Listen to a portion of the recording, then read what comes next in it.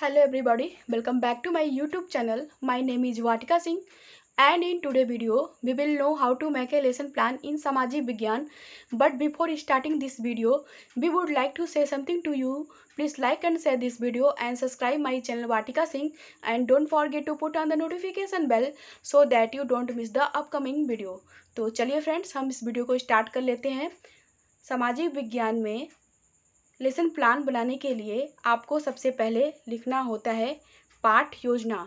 इसको हम हेडिंग या टैग लाइन कहते हैं। इसको बिल्कुल ही बीचों बीच सेंटर में बोल्ड में और बहुत सुंदर ढंग से आपको इसको लिखना होता है।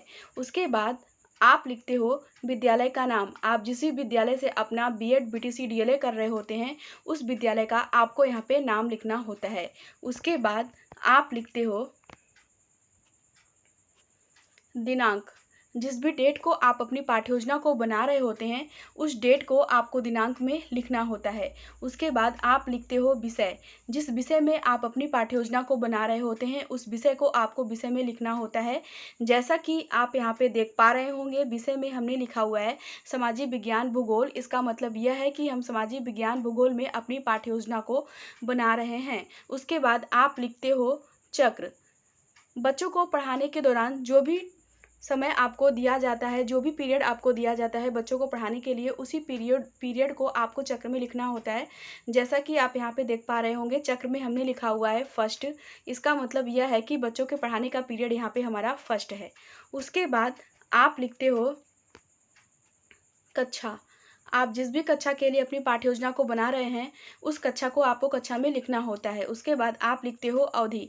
टीचिंग करने के दौरान जो भी समय आपको टीचिंग करने के लिए दिया जाता है उसी समय को, उसी टाइम को, उसी ड्यूरेशन को आपको अवधि में लिखना होता है। जैसा कि आप यहाँ पे देख पा रहे होंगे, अवधि में हमने लिखा हुआ है 35 मिनट्स। इसका मतलब यह है कि टीचिंग करने के दौरान हमें 35 मिनट्स मिला हुआ है टीचिंग करने के लिए।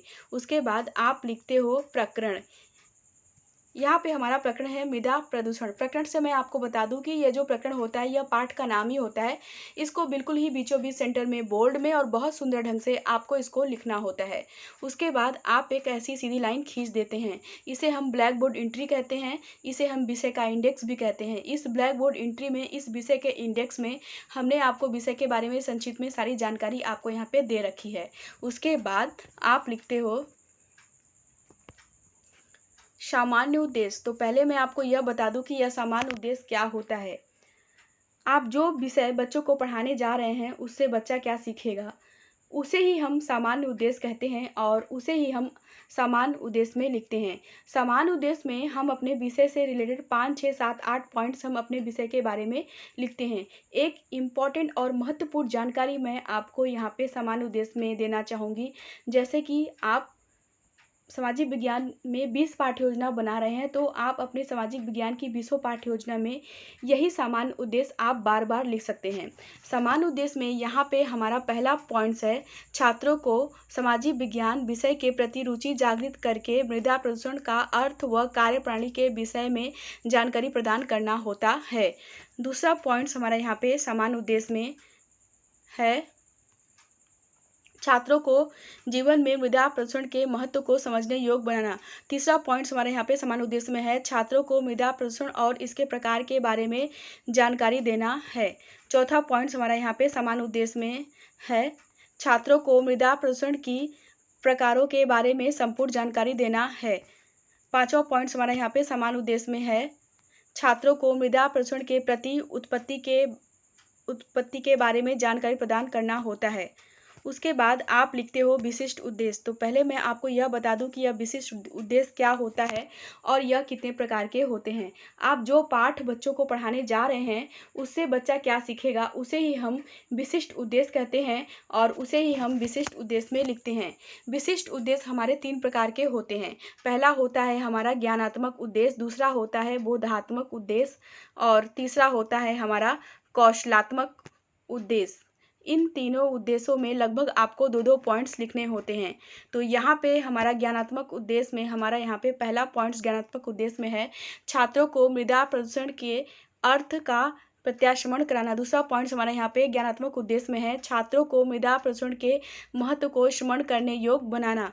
बोधात्मक उद्देश्य में हमारा यहाँ पे पहला पॉइंट्स बोधात्मक उद्देश्य में है छात्रों को मृदा प्रसंस्करण की कार्य प्रणाली की व्याख्या करने योग्य बनाना। दूसरा पॉइंट्स हमारा यहाँ पे बोधात्मक उद्देश्य में है छात्रों को मृदा प्रसंस्करण के महत्व को समझने योग्य बनाना। कौशलात्मक उद्देश्य में पहला पॉइंट्स हमारा यहाँ पे कौशलात्मक उद्देश्य में है छात्रों को मृदा प्रसंस्करण के तथ्यों का संकलन करने योग्य बनाना। दूसरा पॉइंट्स हमारा यहाँ पे कौशलात्मक उद्देश्य में है छात्रों को मृदा प्रसंस्करण के आकार के बारे में प्रत्याश्रवण करने योग्य बनाना। उसके बाद आप लिखते हो सहायक सामग्री। तो पहले मैं आपको यह बता दूं कि यह सहायक सामग्री क्या होता है। बच्चों को पढ़ाने के दौरान जो भी टॉपिक आप बच्चों को ब्लैक बोर्ड में बच्चों को वह टॉपिक समझाते हो, बच्चों को वह टॉपिक समझाने के लिए ब्लैक बोर्ड में आप जिन सामग्री का यूज करके बच्चों को वह टॉपिक एक्सप्लेन करते हो, उसी सामग्री को हम सहायक सामग्री कहते हैं। और सहायक सामग्री के रूप में आप लिख सकते हो चाक, डस्टर, लपेट, श्यामपट्ट, प्रकरण से संबंधित सहायक सामग्री आदि। और मैं आपको यहाँ पे एक इम्पॉर्टेंट जानकारी यह देना चाहूँगी, जैसे कि आप बीएड, बीटीसी, डीएलएड कर रहे होते हो, तो आपका जब एग्ज़ाम होता है बीएड का, तो आपसे एक क्वेश्चन पूछा जाता है। अक्सर ये क्वेश्चन पूछा जाता है बीएड के एग्ज़ाम में कि सहायक सामग्री क्या होती है। तो आप इसको माइंड में रखिएगा कि यह आपके एग्ज़ाम के पॉइंट ऑफ व्यू से बहुत इंपॉर्टेंट क्वेश्चन बन सकता है। तो इसको आप थोड़ा सा माइंड में रख के चलिएगा, क्योंकि ये बीएड एग्ज़ाम में ये क्वेश्चन पूछा जाता है कि सहायक सामग्री क्या होती है, बताइए। उसके बाद आप लिखते हो पूर्व ज्ञान। तो पहले मैं आपको यह बता दूं कि यह पूर्व ज्ञान क्या होता है। यह जो पूर्व ज्ञान होता है लगभग सभी का एक समान होता है। बस यहाँ पे क्या होता है कि पाठ का नाम चेंज कर दिया जाता है। और पूर्व ज्ञान में आप लिख सकते हो छात्र मृदा प्रसंस्करण के बारे में सामान्य जानकारी रखते हैं, ऐसा आप पूर्व ज्ञान में लिख सकते हैं। उसके बाद आप बच्चों से प्रस्तावना प्रश्न करते हैं। प्रस्तावना प्रश्न करने के लिए आप 3 कॉलम बनाते हैं। पहला कॉलम तो आप बनाते हैं क्रम संख्या का कॉलम। दूसरा कॉलम जो है कि आप बनाते हैं छात्राध्यापक क्रियाओं का कॉलम। तीसरा और लास्ट कॉलम जो है कि आप बनाते हैं छात्र छात्रा अनुक्रिया का कॉलम। क्रम संख्या के कॉलम में आप छात्रों से पूछे गए क्वेश्चन के क्रम को लिखते हो। छात्राध्यापक क्रियाओं के कॉलम में आप छात्रों से प्रश्न पूछते हो। छात्र छात्रा अनुक्रिया के कॉलम में छात्र आपके पूछे गए क्वेश्चन के आंसर को देते हैं। तो यहाँ पे हमारा पहला क्वेश्चन छात्रों से है, हम किस देश में रहते हैं। तो छात्र आंसर देते हैं, हम भारत देश में रहते हैं। दूसरा क्वेश्चन हमारा यहाँ पे छात्रों से है, भारत की अधिकांश जनसंख्या कहाँ निवास करती है। तो छात्र आंसर देते हैं, भारत की अधिकांश जनसंख्या गाँव में निवास करती है। तीसरा क्वेश्चन यहाँ पे हमारा छात्रों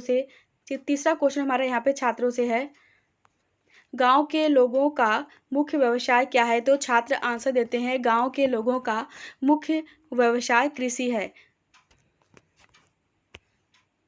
चौथा क्वेश्चन हमारा यहाँ पे छात्रों से है, कृषि के लिए कैसी मृदा होनी चाहिए। तो छात्र आंसर देते हैं, कृषि के लिए उपजाऊ मृदा होनी चाहिए। पांचवा क्वेश्चन हमारा यहाँ पे छात्रों से है, अच्छे बीज व उर्वरकों द्वारा भी कृषि अच्छी न होने के कारण क्या है। तो छात्र आंसर देते हैं, छात्र अनुत्तरित समस्यात्मक प्रश्न। इसका मतलब यह है कि पांचों क्वेश्चन का आंसर छात्रों को नहीं पता है। अच्छे बीज व उर्वरकों द्वारा भी कृषि अच्छी न होने के कारण क्या है, इसके बारे में छात्रों को कोई नॉलेज, कोई जानकारी नहीं है। उसके बाद आप लिखते हो उद्देश्य कथन। उद्देश्य कथन में आप लिख सकते हो, बच्चों आज हम मृदा प्रदूषण के बारे में विस्तार से अध्ययन करेंगे, ऐसा आप उद्देश्य कथन में लिख सकते हैं। उसके बाद आप लिखते हो प्रस्तुतिकरण। प्रस्तुतिकरण में आप लिख सकते हो, अध्ययन अध्यापन की सुविधा की दृष्टि से पाठ को 2 पार्ट्स में डिवाइड किया जाता है, ऐसा आप प्रस्तुतिकरण में लिख सकते हैं। उसके बाद आप व्याख्या करते हैं। व्याख्या करने के लिए आप 5 कॉलम बनाते हैं। पहला कॉलम तो आप बनाते हैं शिक्षण बिंदु का कॉलम। शिक्षण बिंदु का कॉलम आप बनाते हैं। शिक्षण बिंदु के कॉलम में आप जो व्याख्या करते हैं, उस व्याख्या के टॉपिक को लिखते हैं। छात्राध्यापक दूसरा कॉलम जो है कि आप बनाते हैं छात्राध्यापक क्रियाओं का कॉलम, जिसमें कि आप व्याख्या करते हैं और व्याख्या करने से पहले आप छात्रों से विकासात्मक प्रश्न करते हैं। तीसरा कॉलम जो है कि आप बनाते हैं छात्र क्रियाओं का कॉलम, जिसमें कि छात्र आपके विकासात्मक पूछे गए प्रश्न के आंसर को देते हैं। चौथा कॉलम जो है कि आप बनाते हैं शिक्षण विधि का कॉलम, जिसमें कि आप लिखते हैं कि आप प्रश्नोत्तर विधि कर छात्रों से कर रहे हैं या व्याख्यांश कर रहे हैं, इसके बारे में आप शिक्षण विधि में लिखते हैं। पांचवा और लास्ट कॉलम जो है कि आप बनाते हैं श्यामपट्ट कार्य का कॉलम, जिसमें कि आप व्याख्या करने के दौरान मुख्य मुख्य पॉइंट्स को आप श्यामपट्ट कार्य में लिखते हैं। तो अब हम व्याख्या करते हैं, बट व्याख्या करने से पहले हम छात्रों से विकासात्मक प्रश्न कर लेते हैं। विकासात्मक प्रश्न आप छात्रों से 2 करेंगे। तो यहाँ पे पहला विकासात्मक प्रश्न हमारा छात्रों से है, मृदा प्रदूषण होने पर क्या होता है? तो छात्र आंसर देते हैं, मृदा प्रदूषण होने पर मिट्टी अनुपजाऊ हो जाती है।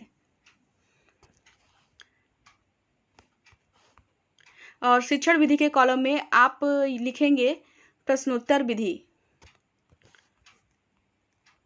उसके बाद हम व्याख्या करते हैं। शिक्षण बिंदु के कॉलम में हम व्याख्या करने के दौरान लिखेंगे मृदा प्रदूषण। तो अब हम व्याख्या कर लेते हैं। मृदा का दूषित होना ही मृदा प्रदूषण है। मृदा प्रदूषण के कई कारण हैं।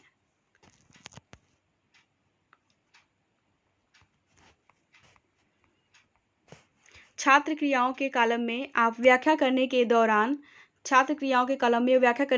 आप लिखेंगे, छात्र ध्यानपूर्वक व्याख्या को सुनेंगे। और शिक्षण विधि के कॉलम में आप लिखेंगे व्याख्या विधि।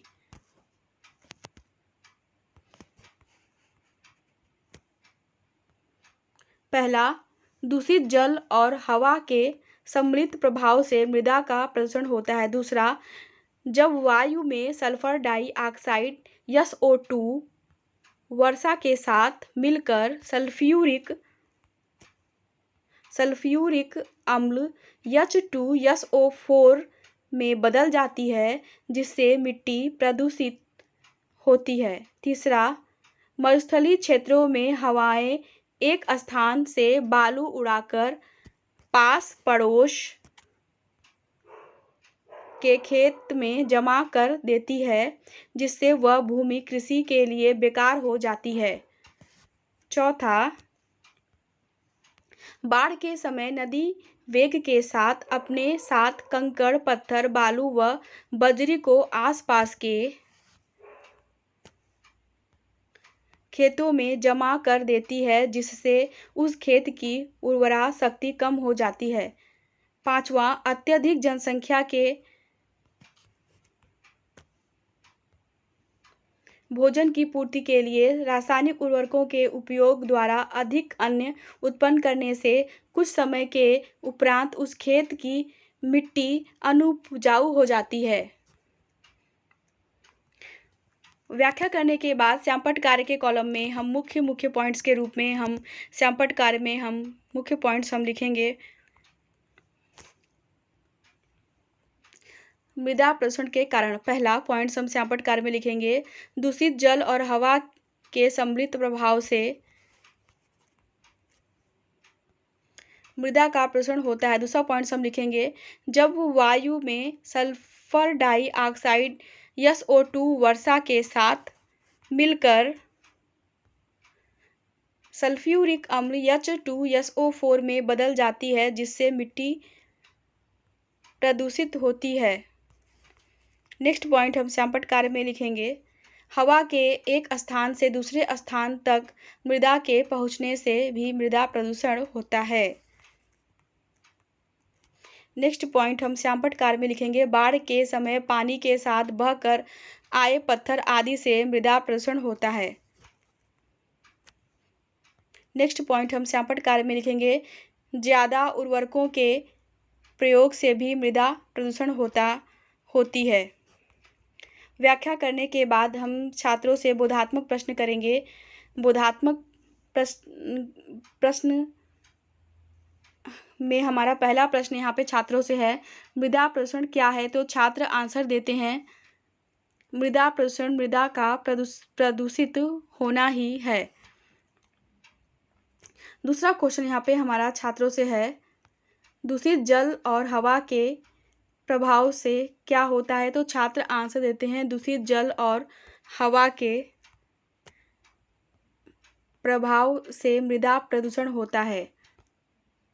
बोधात्मक प्रश्न करने के बाद हम छात्रों से बोधात्मक प्रश्न करने के बाद हम फिर से व्याख्या करते हैं।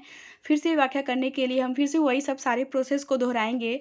हम व्याख्या करने के लिए फिर से 5 कॉलम बनाएंगे। पहला कॉलम तो हम बना देंगे शिक्षण बिंदु का कॉलम, जिसमें कि हम जो व्याख्या करते हैं उस टॉपिक को लिखते हैं। और दूसरा कॉलम जो है कि हम बनाते हैं छात्राध्यापक क्रियाओं का कॉलम, जिसमें कि हम व्याख्या करने के पहले छात्रों से बोधात्मक प्रश्न करते हैं। तीसरा कॉलम जो है कि हम बनाते हैं छात्र क्रियाओं का कॉलम, जिसमें कि विकासात्मक प्रश्न हम जब छात्रों से करते हैं तो उसके आंसर छात्र क्रियाओं के कॉलम में देते हैं। और शिक्षण विधि, उसके बाद चौथा कॉलम जो है कि हम बनाते हैं शिक्षण विधि कॉलम, जिसमें कि हम यह लिखते हैं कि हमने प्रश्नोत्तर विधि की है या व्याख्या विधि किया है।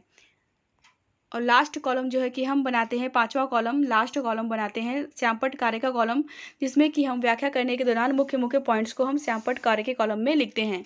तो अब हम व्याख्या करते हैं, बट व्याख्या करने से पहले हम छात्रों से बोधात्मक प्रश्न कर लेते हैं।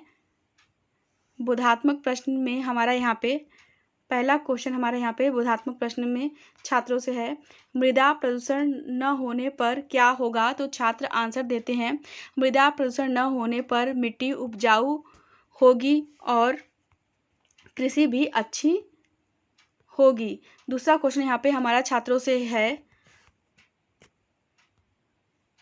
मृदा प्रदूषण को कैसे रोका जा सकता है? तो छात्र आंसर देते हैं, छात्र अनुत्तरित समस्यात्मक प्रश्न। इसका मतलब यह है कि छात्रों को मृदा प्रदूषण को कैसे रोका जा सकता है इसके बारे में कोई नॉलेज, कोई जानकारी नहीं है। दूसरे क्वेश्चन का आंसर छात्रों को नहीं आ रहा है। मृदा प्रदूषण को कैसे रोका जा सकता है इसके बारे में छात्रों को कोई नॉलेज, कोई जानकारी नहीं है।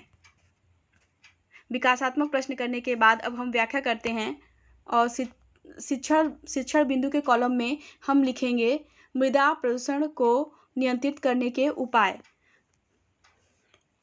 छात्राध्यापक क्रियाओं के कॉलम में हम व्याख्या करेंगे। हम व्याख्या करते हैं और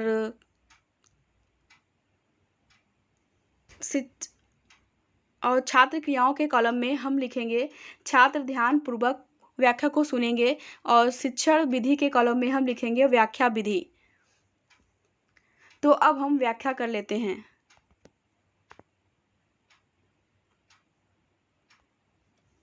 मृदा प्रदूषण को नियंत्रित करने के लिए निम्न उपाय करने चाहिए।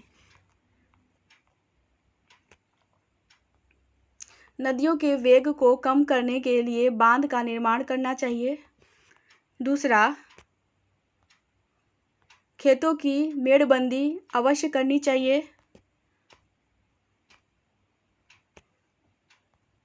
तीसरा, भूमि पर ज़्यादा से ज़्यादा वृक्षारोपण करना चाहिए। चौथा, जिन नदियों में बाढ़ आती है उनके तल से अवसाद हटाकर उसको गहरा करना चाहिए, जिससे बाढ़ का पानी आसपास न फैले। पांचवा, फसलों पर कीटनाशक और DDT के प्रयोग पर रोक लगाना चाहिए। छठा, रासायनिक उर्वरकों की अपेक्षा कंपोस्ट तथा जैव उर्वरकों का उपयोग करना चाहिए। सातवां, पॉलीथीन के प्रयोग पर रोक लगाने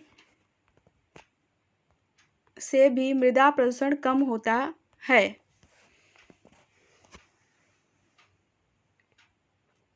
व्याख्या करने के बाद श्यामपट्ट कार्य के कॉलम में हम मुख्य पॉइंट्स के रूप में हम श्यामपट्ट कार्य में हम लिख सकते हैं,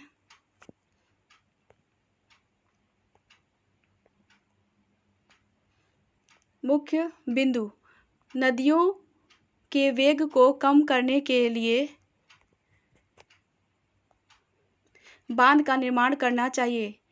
नेक्स्ट पॉइंट हम श्यामपट्ट कार्य में लिखेंगे, खेतों की मेड़बंदी अवश्य करनी चाहिए। नेक्स्ट पॉइंट हम श्यामपट्ट कार्य में लिखेंगे, वृक्षारोपण के द्वारा पॉलीथीन आदि के प्रयोग को रोकना चाहिए।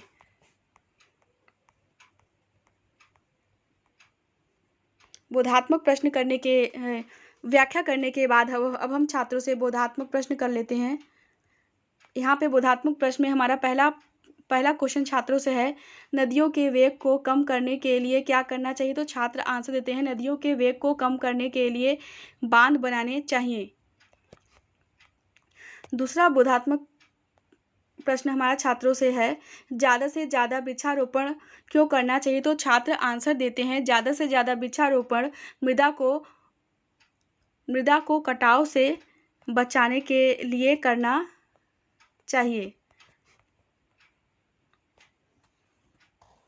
बोधात्मक प्रश्न करने के बाद अब हम छात्रों को अब हम गृह कार्य देते हैं और गृह कार्य के रूप में हम छात्रों को दे सकते हैं, बच्चों आप सब कराया गया कार्य याद करके आइएगा और मृदा प्रदूषण को नियंत्रित करने के उपाय अपनी अभ्यास पुस्तिका में लिखकर आइएगा। ऐसा गृह कार्य हम छात्रों को दे सकते हैं।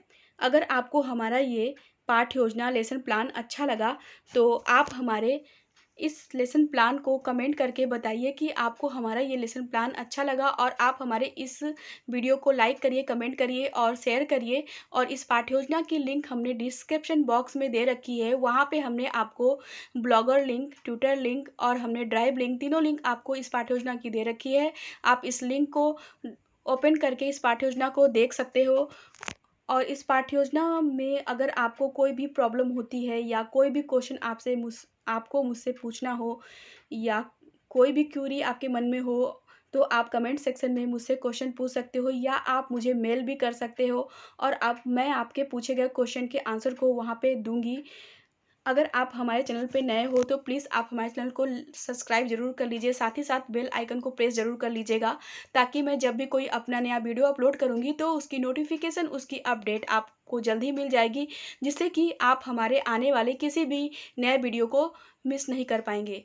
तो अब हम आपसे फिर से मिलते हैं अपने नेक्स्ट वीडियो के साथ।